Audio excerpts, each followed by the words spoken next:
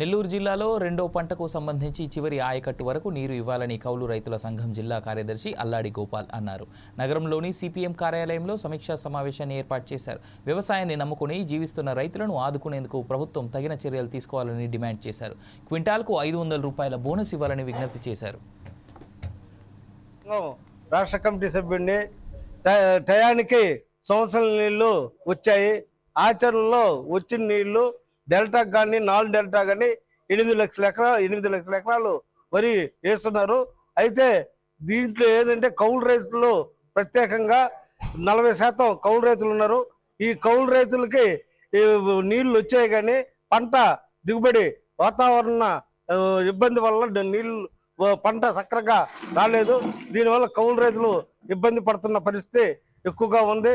అంతేకాకుండా భూ యజమానులు కౌలు రైతులకి సంతకాలు పెట్టకుండా ఇబ్బంది పెడతా ఉన్నారు. భూ యజమానులు రుణాలు వాళ్ళు తీసుకునే పరిస్థితి ఏర్పడింది. అందుకని కౌలు రైతులు రుణాలు దొరక్క వడ్డీకి రుణాలు తెచ్చుకుని పైరు వేస్తున్నారు. పైరు వేసిన తర్వాత ఈరోజు దిగుబడి చాలా తక్కువగా వస్తుంది. దీనికి గిట్టుబాటు ధర కూడా లేదు. ప్రభుత్వం ప్రకటిస్తున్న మద్దతు ధర కూడా సక్రమంగా ఇచ్చే పరిస్థితి లేదు. సుమారుగా 70 టీఎంసీలు ఉన్నాయి. వర్షాలు పడ్డ సంవత్సరాల నిండిన